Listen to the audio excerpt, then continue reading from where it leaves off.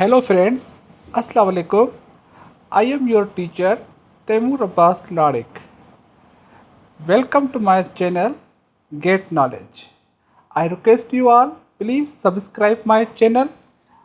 आज हमारा जो टॉपिक है डिस्कशन के लिए वो है सोलर डिस्टिलेशन. अब सोलर डिस्टिलेशन है क्या?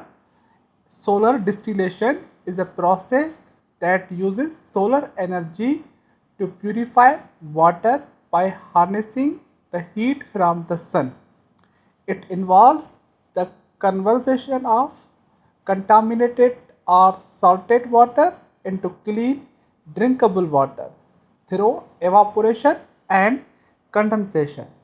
अब सोलर डिस्टिलेशन में क्या होता है कि जो हमारा सिलाइन वाटर होता है, सिलाइन या ब्राइन वाटर, जैसे समंदर का पानी हो गया या पॉल्यूटेड वाटर हो गया, जिसे हम पीने के लिए हम इस्तेमाल नहीं कर सकते क्योंकि उसके काफ़ी ड्रॉबैक्स होते हैं हेल्थ के ऊपर, क्योंकि उनमें जो TDS लेवल होती हैं वो 1000 से ग्रेटर होती हैं और वो हमारे लिए रिकमेंडेड नहीं होता पीने के लिए. तो सोलर डिस्टिलेशन में हम क्या करते हैं कि सोलर एनर्जी को यूटिलाइज करते हैं. ओके, आपको पता है कि सोलर रेडिएशन 3 किस्म की होती हैं. एक हमारी इंफ्रारेड, दूसरी विजिबल और तीसरी हमारे पास अल्ट्रावायलेट. अगर हम वेवलेंथ के टर्म्स में बात करेंगे तो एक लॉन्ग वेवलेंथ, दूसरी मीडियम वेवलेंथ और तीसरी शॉर्ट वेवलेंथ. तो सोलर डिस्टिलेशन में हमारे जो काबिल हैं सोलर रेडिएशन जो हमारे इस्तेमाल के लिए बेनिफिशियल हैं वो है विजिबल रेडिएशन. अब वो जैसे सोलर रेडिएशन किसी सरफेस के ऊपर, और सरफेस हमारा ट्रांसपेरेंट होना चाहिए, ठीक है, तो उसमें जब वो फॉल होती हैं तो उसमें वो जो ना एब्जॉर्ब हो जाती है. और नीचे हमारा उस सोलर सरफेस के अंदर कलेक्टर के नीचे हमारा एक टैंक बना होता है जिसमें हम सिलाइन वाटर को कलेक्ट करते हैं, और सिलाइन वाटर के ऊपर हमारे पास रेडिएशन एब्जॉर्ब होकर उसमें करती हैं तो वो एवापोरेशन का प्रोसेस हो जाता है. अब एवापोरेशन प्रोसेस जैसे उसमें टेम्परेचर आ गया, हीट आ गई, तो वाटर एवापोरेट हो जाएगा और उसके बाद वो जो ना वेपर्स की सूरत में सरफेस के ऊपर जो ना इमिट हो जाएंगे. अब उसके बाद क्या हो जाएगा, जैसे वो सरफेस के ऊपर होंगे तो वो कंडेंसेशन प्रोसेस में कंडेंस होकर बिल्कुल वेपर्स जो होते हैं वो लिक्विड फॉर्मेट में हम डक्ट के थ्रू हम कलेक्ट करते हैं. और वो जो हमारा वाटर होता है वो प्योरली जो है ना प्योर वाटर होता है, मगर वो उसकी जो TDS लेवल बिल्कुल हमारी 500 से लेस होती है. तो आइए इसको हम थोड़ा सा डिटेल में समझने की कोशिश करते हैं. अब जो हमारे प्रोसेस होते हैं, स्टेप्स, वो इस तरीके से होते हैं. अब इनिशियली हमारा जो डर्टी वाटर होता है, कंटामिनेटेड वाटर, वो हम किसी टैंक में कलेक्ट करते हैं. फिर उसके बाद उसको हम सोलर स्टिल में ले आते हैं. सोलर स्टिल मतलब कि एक हमारा रिजर्वायर है जिसमें हम डर्टी वाटर को पुट करते हैं. Okay, solar still. और वो किसी ट्रांसपेरेंट कवर के साथ वो ना इंक्लोज्ड होता है. अब जैसे सोलर रेडिएशन उस ट्रांसपेरेंट कवर होता है जिसे हम सोलर कलेक्टर भी कहते हैं क्योंकि वो सोलर रेडिएशन को कलेक्ट करता है, उसके ऊपर फॉल होंगी तो उसमें हमारा एवापोरेशन का प्रोसेस जो है ना वो स्टार्ट हो जाएगा. अब जो डर्टी वाटर है वो एवापोरेट होना शुरू हो जाएगा. अब एवापोरेशन के बाद जैसे सरफेस, क्योंकि वो उस पर कूल होती है तो उस पे ऊपर वो कलेक्ट हो जाएगा वाटर वेपर्स, जो ग्लास कवर नीचे की तरफ, तो वो उस पर कंडेंसेशन प्रोसेस हो जाएगा. अब कंडेंसेशन, क्योंकि आपको पता है कि वाटर वेपर प्योरली H2 होती है, और वो कंडेंसेशन के बाद जो है ना डक्ट के थ्रू फ्रेश वाटर में जो है ना लिक्विड में कन्वर्ट होना शुरू हो जाती है. तो इसमें हमारे सोलर स्टिल में जो हमारी जो है ना डेली या वीकली या मंथली मेंटेनेंस की रिक्वायरमेंट होती है ताकि हम जो पॉल्यूटेशन या रेजिड्यू होती हैं उसको हम निकाल सकें. ओके, अच्छा, अब सोलर डिस्टिलेशन के कौन कौन से पार्ट्स हैं, कंपोनेंट्स हैं. जब ये हम प्रोजेक्ट बनाते हैं तो उसमें ये बेसिक कंपोनेंट्स हैं.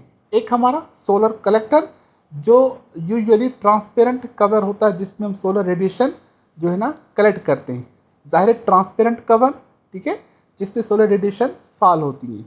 अच्छा, तो तीसरा हमारा कंडेंसेशन सरफेस, जहाँ पे एवापोरेटेड वाटर जो है ना सरफेस जो कलेक्ट हो जाता है। ओके, अच्छा, उसके बाद जो है ना कंटेनर सपोर्ट, जो कंटेनर है उसको टेबल के ऊपर या फिर पिलर्स के ऊपर हम सपोर्ट लगाते हैं, स्टैंड वगैरह, वो हमारी होती है कंडेंसर सपोर्ट स्ट्रक्चर। और इंसुलेशन, जो सोलर रेडिएशन को मैक्सिमम लेवल तक उसमें हमारी हीट पैदा करता है, और ताकि हीट जो है ना बाहर इन्वायरमेंट में आउट ना हो जाए। ओके, ये एक सोलर रेडिएशन का एक डायग्राम है। आप इसमें देख सकते हैं कि एक एक कलेक्टर है, ट्रांसपेरेंट कवर, सोलर कलेक्टर जिसे हम कहते हैं, ठीक है। सोलर कलेक्टर ट्रांसपेरेंट कवर के हिसाब से होता है। अब सोलर रेडिएशन इस पर फॉल होती है, ठीक है। आपको पता है कि हाई वेव लेंथ रेडिएशन वो इससे रिफ्लेक्टेड होकर बैक चली जाती है, और हमारी जो 48 या 49% होती है विजिबल लाइट वो इसमें एब्जॉर्ब हो जाती है, और जो ऑलमोस्ट 3 होती हैं ultra violet radiation short wave length वो भी इसमें एब्जॉर्ब हो जाती है। मगर हमारे जो काबिल एतमाद हैं वो हैं, या काबिल जो है ना काम के लिए काबिल, वो हमारी विजिबल रेडिएशन। अब वो इसमें से जो 48-49% बनती हैं वो इसमें से फाल होती हैं, और फाल होने के बाद इस टैंक में हमारा डर्टी वाटर जो है ना वो कवर्ड होता है, साल्ट वाटर। अब जैसे रेडिएशन वो उसमें एब्जॉर्ब हो जाती है, तो ज़ाहिर है एक हमारा एवापोरेशन का प्रोसेस हो जाता है हीटिंग की वजह से। अब वाटर सरफेस के ऊपर एवापोरेटेड हो जाएगा, और एवापोरेटेड होने के बाद वो कंडेंसेशन सरफेस के ऊपर कलेक्ट होना शुरू हो जाएगा, जहाँ पे वाटर वेपर्स कूल होना शुरू हो जाएगा, और वो गैसेस फॉर्म से जो है ना लिक्विड स्टेट से निकलना शुरू हो जाती है, और वो डक्ट के थ्रू हम वो कलेक्ट करते रहते हैं। ओके, और ये हमारा इंसुलेशन है, ताकि रेडिएशंस वगैरह जो है ना हीटिंग टेम्परेचर हमारा मेंटेन रहे, लॉस ना हो जाए हीट। ओके, ये इंसुलेशन है।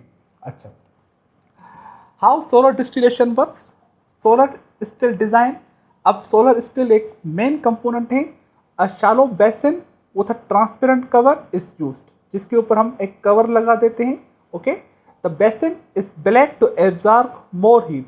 अब में इसमें जो सोलर रेडिएशंस को इसमें मेंटेन करने के लिए हम उसके बेसिन को ब्लैक कलर लगा देते हैं, ताकि उसमें वो एब्जॉर्ब हो जाए। और आपको पता है कि ब्लैक कलर हाईली एब्जॉर्बल होता है। Okay, the basin is black to absorb more heat, and the cover allows sunlight to pass through. और जो कवर हो वो ट्रांसपेरेंट होता है, जो सोलर रेडिएशन को अलाउ करे कि इसमें हमारे पास सोलर रेडिएशन एंटर हो जाए।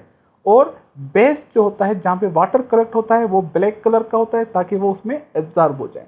ओके, अच्छा, second, heat absorption. The solar still absorb solar radiation, converting it into heat energy. अब उसमें जो सोलर रेडिएशंस ट्रांसपेरेंट कवर से एब्जॉर्ब हो जाएगी, वो उस एनवायरनमेंट में वो जो है ना हीटिंग एनर्जी, जो सोलर एनर्जी की है जिसमें से हीट होती है, वो उसको हीट एनर्जी में कन्वर्ट हो जाती है, क्योंकि उसमें हाईली हीट होती है। Third process, evaporation.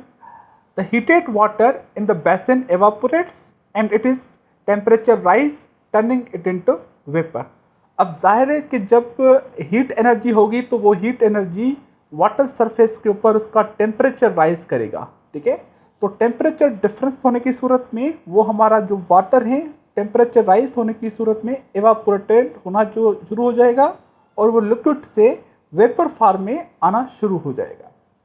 Fourth state में condensation process, the water vapour rises and condensed on the cooler surface of the transparent cover. Okay, it forms droplets and trickles down the slope. अब उस transparent cover के नीचे जहाँ से solar radiation वापस आ जाती हैं, उसमें से वाटर वेपर जो है ना वो उस कंडेंस सरफेस के ऊपर कूल होना शुरू हो जाती हैं, और वो वेपर से लिक्विड फॉर्म में जो ना बिल्कुल ड्रॉपलेट फॉर्मेट में जो ना स्लोप की मदद से स्लोप जो ना जो फॉल होके डक्ट के थ्रू नीचे आएंगे कलेक्टर में। Okay, purification. The condensed droplets now pure water, जो हमारा वाटर ड्रॉपलेट्स कलेक्ट हो गए वो बिल्कुल हमारे प्योर वाटर थे। ओके, H2O, उसमें कोई भी कंटामिनेशन वगैरह नहीं होगी। The impurities are left behind in the original basin, basin में हमारी जो इम्प्योरिटीज थी, कंटामिनेशन, वो हमारी रेसिडुअल फॉर्मेट में रह जाती है। Water collection, the collected distilled water can be use for drinking और other purpose while the impurities remain in the basin. अब वो वाटर कलेक्टर हम किसी लैडल में कलेक्ट करके उसको हम पीने के लिए इस्तेमाल कर सकते हैं, या जो बैटरीज वाटर में हमारा वाटर जो है वो हम बैटरीज में यूज़ कर सकते हैं। ओके, क्योंकि वो उसमें TDS लेवल 100 से भी बिलो हो जाती है, इसलिए इसको हम पीने के लिए भी इस्तेमाल कर सकते हैं। मगर इसको हम लॉन्ग टर्म में इस्तेमाल नहीं कर सकते, क्योंकि ये हमारी WHO के रिकमेंडेशन के हिसाब से TDS लेवल जितनी कम होगी तो वो हमारी जो ना हेल्थ के ऊपर इश्यूज़ होंगे, उसमें काफ़ी मिनरल्स जो है ना वो लॉस हो जाएंगे, जैसे कैल्शियम टीथ वगैरह के लिए, या फिर जो ना लॉन्ग टर्म यूजेज के हिसाब से ये डायरिया वगैरह की पॉसिबिलिटी होती है। तो लिहाजा इसको हम एरिड रीजन्स में इस्तेमाल कर सकते हैं, जहाँ पे पानी की, इस फ्रेश वाटर की स्केयर बहुत ज़्यादा स्केर्स है। अच्छा, तो एक और इसके डायग्राम है जिसमें आप देख सकते हैं कि एक सोलर स्टिल है, जिसमें वाटर जो है ना वो, अब इस डायग्राम में हम देख सकते हैं कि सोलर रेडिएशंस फॉल होती है ट्रांसपेरेंट कवर के हिसाब से, वो एब्जॉर्ब हो जाती हैं, और इसमें आप देख सकते हैं कि सलाइन या कंटामिनेटेड वाटर कलेक्ट हो जाता है और वो रेडिएशंस इसको हीटअप करती हैं। अब हीटिंग की वजह से वाटर जो है ना एवापोरेशन प्रोसेस स्टार्ट हो जाता है और वाटर जो है ना वेपर फॉर्मेट में आना शुरू हो जाता है, और इस सरफेस के ऊपर कूलिंग की वजह से ये वाटर वेपर जो है ना वो लिक्विड फॉर्मेट में आ जाना शुरू हो जाती है, और बिल्कुल इस स्लोप की सूरत पे ये ड्रॉपलेट्स जो है ना इसमें से फॉल होते हैं और डक्ट के थ्रू कलेक्शन टैंकर में ये कलेक्ट हो जाते हैं। ओके, तो आप देख सकते हैं कि इसमें ये सोलर रेडिएशंस फॉल होती हैं, ये कंडेंसेंट ड्रॉप्स जो सरफेस के ऊपर बिलो जो है ना वो जो है ना क्रिएट होते हैं, ये एवापोरेशन हो जाती हैं, और ये distilled flow out, distilled water collection process. Okay, अच्छा, ये एक और हमारे डायग्राम में आप देख सकते हैं कि इसमें सोलर स्टिल एक स्लोप फॉर्मेट में बनी होती है, मुख्तलिफ डिज़ाइन है। ओके, तो इस तरीके से ये हमारा सोलर डिस्टिलेशन काम करता है। Thank you.